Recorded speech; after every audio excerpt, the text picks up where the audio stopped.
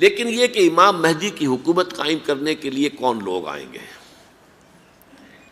عرب جو ہیں وہ اندر سے کھوکھلے ہو چکے ہیں، عیاشی نے، دولت نے، پیسے نے، دولت، پیسہ، عیاشی، اس کی وجہ سے کھوکھلے ہو چکے ہیں۔ یہاں میں آپ کو دو حدیثیں سنانا چاہتا ہوں۔ سنن ابن ماجہ کی روایت ہے حضرت ابو ہریرہ سے رضی اللہ تعالی عنہ، قال قال رسول اللہ صلی اللہ علیہ وسلم اذا وقعت الملاحم بعث اللہ بعثا من الموالی ہم اکرم العرب فرسا واجودہ سلاحا یوید اللہ بہم الدین، رواہ ابن ماجہ عن ابی ہریرہ رضی اللہ تعالی عنہ۔ جب ملاحم کا دور شروع ہوگا تو اللہ تعالیٰ اٹھائے گا ایک لشکر یا لشکروں پر لشکر موالی میں سے۔ موالی کون ہے؟ عربوں نے جب فتح کیا تھا اس پورے علاقے کو خلافت راشدہ کے دوران، اور پھر وہ لوگ جو ہے، ایک رائے تو یہ تھی کہ انہیں غلام بنایا جائے سارے آبادیوں کو، لیکن یہ کہ حضرت عمر کا اجتہاد تھا، اس کے مطابق جو ان کو غلام نہیں بنایا گیا تو وہ موالی کی حیثیت رکھتے ہیں۔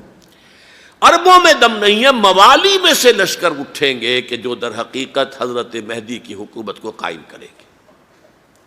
دوسری حدیث سنیے، عن عبداللہ ابن الحارث رضی اللہ تعالی عنہ، اور یہ ابن ماجہ کی روایت ہے، قال قال رسول اللہ صلی اللہ علیہ وسلم یخرج الناس من المشرق فیوطئون للمہدی یعنی سلطانہ، لشکر نکلیں گے، لوگ آئیں گے مشرق سے، اور وہ حضرت مہدی کی حکومت کو جمائیں گے اور قائم کریں گے۔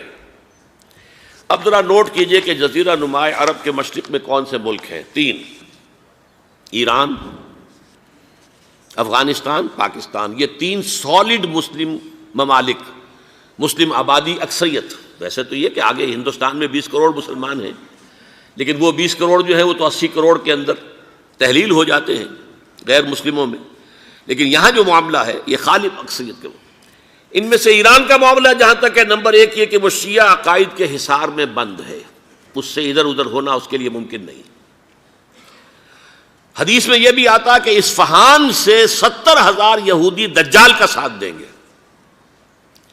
لیکن بہرحال خراسان ایک صوبہ ہے افغانستان کا اس وقت بھی، شمال مشرقی کونے میں، مجھے امید ہے وہاں سے خیر کی، کیونکہ خراسان کا لفظ وہاں پہ شامل ہے، اور حضور کی حدیث میں بعد میں آپ کو سناؤں گا کہ خراسان سے فوجیں چلیں گی جو یروشلم کو دوبارہ حاصل کریں گی، فتح کریں گی۔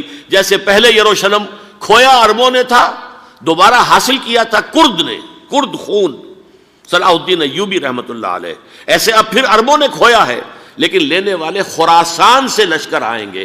یخرج من خراسان رایات سود لا یردھا شیء حتی تنصب بإیلیا، خراسان کے علاقے سے کالے علم لے کر لشکر چلیں گے جن کے رخ کو کوئی موڑ نہیں سکے گا جب تک کہ وہ جا کر یروشلم میں نصب نہ ہو جائے۔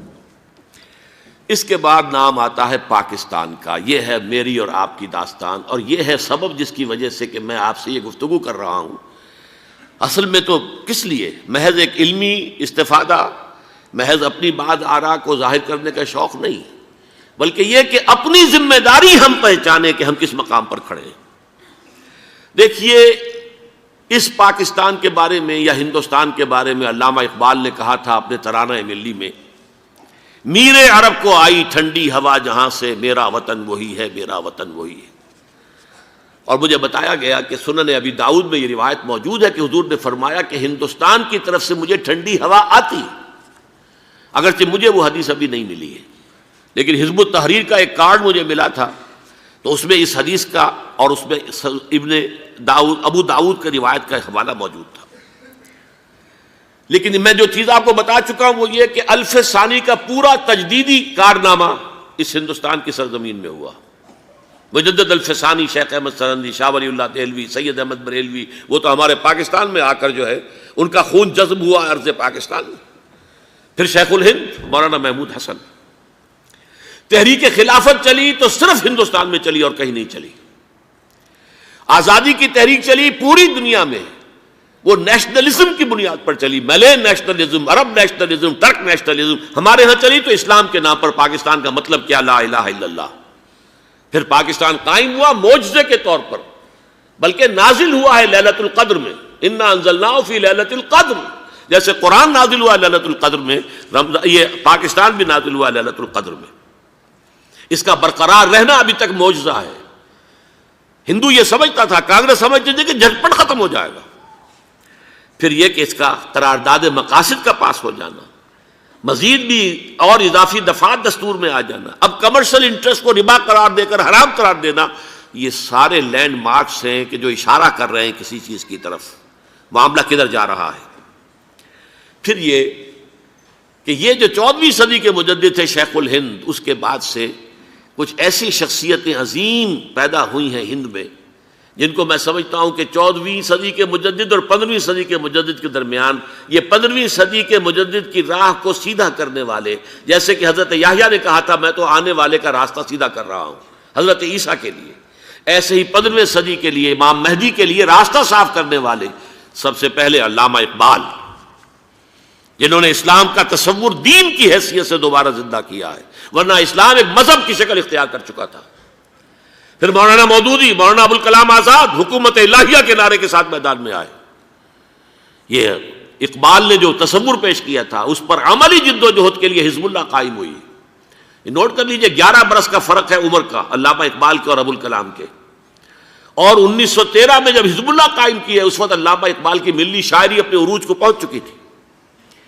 پھر یہ کہ علامہ اقبال کے بعد تعمیل جو ہے اس کام کی وہ ابوالکلام نے کی، لیکن روایتی علماء کی شدید مخالفت کی وجہ سے وہ بددل ہو کر چھوڑ گئے، کانگریس میں شامل ہو گئے، بساط جو ہے حزب اللہ کی انہوں نے لپیٹ دی۔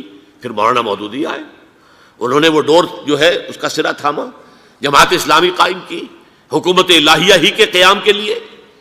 اگرچہ میرے نزدیک یہ کہ وہ انتخابی اور ایک قومی سیاست کی ایک جماعت بن کر پاکستان میں جو ہے دلدل میں پھنس گئی ہے، اب ہم اس کی کوشش کر رہے ہیں، تنظیم اسلامی اور یہ تحریک خلافت جس کے تحت یہ جلسہ ہو رہا ہے، یہ ساری چیزیں وہ ہیں کہ آپ کو سوائے پاکستان کے اور کہیں نہیں ملیں گی پوری دنیا میں۔ معلوم ہوتا ہے کہ پاکستان کو بہت بڑا رول پلے کرنا ہے اس میں، اور اس کے ساتھ اب جمع کر لیجئے افغانستان کی عمارت افغانستان، اسلامی عمارت افغانستان قائم ہو چکی ہے۔ یہ پچھلے 20 سالوں میں جو کچھ وہاں ہوتا رہا ہے اس سے پہلے تصور نہیں ہو سکتا تھا۔ علامہ اقبال کے فرزند بھی دیکھ کر آئے ہیں، تو اگرچہ وہ خود میں سمجھتا ہوں کہ خاصے انہیں آپ لبرل کہیں، آزاد خیال کہیں، لیکن اس درجے متاثر ہو کر آئے تھے کہ انہوں نے یہ کہا افغانستان میں جو میں نے حالات دیکھے ہیں کہ اگر 2-4 اور مسلمان ملکوں کے اندر یہ نظام قائم ہو جائے تو پوری دنیا مسلمان ہو جائے گی۔ یہ سب کچھ کیسے ہو رہا ہے؟ یہ آنے والے دور کی جھلکیاں ہیں۔ Coming events are casting their shadows before. یہ سب بتا رہے ہیں کہ پاکستان افغانستان کو مل کر اس میں کوئی عظیم رول پلے کرنا ہے۔ اور اس کے ضمن میں اب میں علامہ اقبال کے بارے میں آخری بات کہہ رہا ہوں۔ علامہ اقبال کے بارے میں عام یہ خیال ہے، انہوں نے اپنے خطبات میں مہدی کا اور نزول مسیح کا، حالانکہ میں کل پڑھ رہا تھا مولانا سعید احمد اکبر آبادی رحمۃ اللہ علیہ کا ایک مقالہ ان کا کہ علامہ اقبال نے ابن خلدون کے بارے میں یہ کہا ہے کہ مہدی کا اور نزول عیسیٰ کا دونوں کا انہوں نے انکار کیا ہے، حالانکہ ابن خلدون نے نزول عیسیٰ کا انکار نہیں کیا، صرف مہدی کا انکار کیا ہے۔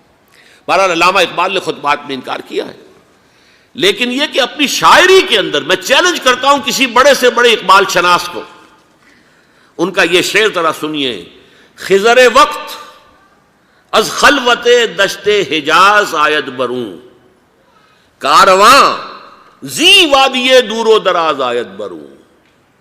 خضر وقت، امام وقت، رہنمائے وقت، قائد وقت، خلوت دشت حجاز، حجاز کی صحرا کی کسی خلوت گزینی سے نکل کر باہر آئیں گے۔ میں حیران ہوتا ہوں علامہ کے اس فکر پر اور اس مصرے پر۔ یہاں انہوں نے شیعہ اور سنی دونوں کے کانسیپٹ جمع کر دیے۔ شیعہ کا کانسیپٹ یہ چھپے ہوئے کسی غار میں وہاں سے برآمد ہوں گے، اور ہمارا کانسیپٹ میں ام سلمہ رضی اللہ تعالیٰ عنہ کی حدیث سنا چکا، چھپے ہوئے ہوں گے وہ وہاں پر، مدینے سے نکل کر آ کر مکے میں چھپ جائیں گے۔ اس خانہ جنگی کی حالت میں لوگ ان کی طرف دیکھ رہے ہوں گے، سوچتے ہوں گے انہیں میدان میں آنا چاہیے، کوئی پارٹ پلے کرنا چاہیے، امت کی رہنمائی کرنی چاہیے، لیکن وہ چھپیں گے، وہ کارے ہوں گے، وہ اس ذمہ داری کو قبول نہیں کرنا چاہیں گے، جا کے چھپ جائیں گے مکے میں، وہاں سے مکے والے انہیں نکالیں گے، اور وہ کارے ہوں گے، انہیں بالکل یہ پسند نہیں ہوگا کہ یہ ذمہ داری اٹھائیں۔ تو خضر وقت از خلوت دشت حجاز آیت بروں، کارواں زی وادی دور و دراز آیت بروں۔ کارواں جو چلے گا ان کی مدد کے لیے اس وادی دور و دراز، اس زی عظیم وادی دور و دراز، یہ وادی سندھ ہے۔ وادی سندھ جو ہے ہم سمجھتے ہیں کہ صرف یہ پاکستان اور پنجاب جو ہے یہ اس میں شامل ہے، سندھ اور پنجاب نہیں، افغانستان کا پورا مشرقی علاقہ اس میں شامل ہے۔ جیسے دریائے جہلم سندھ میں جا رہا ہے، جیسے دریائے گلگت سندھ میں آ کر ملتا ہے، جیسے دریائے چناب اور راوی اور جہلم اور یہ سب جا رہے ہیں اور آ رہے ہیں، اسی طرح دریائے کابل کہاں سے آ رہا ہے، دریائے گومل کہاں سے آ رہا ہے، ٹوچی کہاں سے آ رہا ہے، یہ سارا جو ہے ڈرین جو ہو رہا ہے ایسٹرن جو ہے پارٹ آف افغانستان، یہ سب وادی ہے۔ اس وادی کے یہ دو حصے ہیں، ایک حصہ جو ہے یہ ادھر پاکستان میں ہے اور اسی وادی کا دوسرا حصہ جو ہے وہ افغانستان میں ہے۔ کارواں زی وادی دور و دراز آیت بروں، کارواں چلے گا یہاں سے، یخرج ناس من المشرق یؤتون للمہدی یعنی سلطان ہی، مشرق سے فوجیں چلیں گی کہ جو مہدی کی حکومت قائم کریں گی، اور یخرج من خراسان رایات و سود، اور خراسان سے سیاہ پرچم چلیں گے کہ جن کا رخ کوئی موڑ نہیں سکے گا، حتیٰ تنصب بیلیا، یہاں تک کہ وہ جا کر یروشلم کے اندر نصب ہو جائیں گے۔ حضرات، میں ایک میری گفتگو کا حصہ باقی تھا لیکن میں اسے چھوڑ رہا ہوں، اس لیے کہ گلوبلائزیشن جو اس کی ہوگی، جو خلافت علی منہاج النبوہ کی تجرید کامل حضرت مہدی کے ہاتھوں عرب میں ہوگی، اس سے پہلے اس کے لیے محنت، کوشش، جد و جہد پاکستان اور افغانستان میں ہو چکی ہوگی جو اسے سپورٹ کرے گی اور وہاں جا کر حکومت قائم کرے گی۔ اس کے بعد گلوبلائزیشن کا جو مرحلہ اس کا ہے وہ حضرت مہدی کے ہاتھوں نہیں ہے، وہ حضرت عیسیٰ ابن مریم ان کے نزول کے بعد ہے، جن کے نزول کے بعد دجال کا خاتمہ ہوگا اور یہودیوں کا استحصال ہوگا، مسلمانوں پر بھی بڑی تکالیف اربوں پر آئیں گی، شدائد آئیں گے، لیکن یہ وہ میں حصہ ملتوی رکھتا ہوں کسی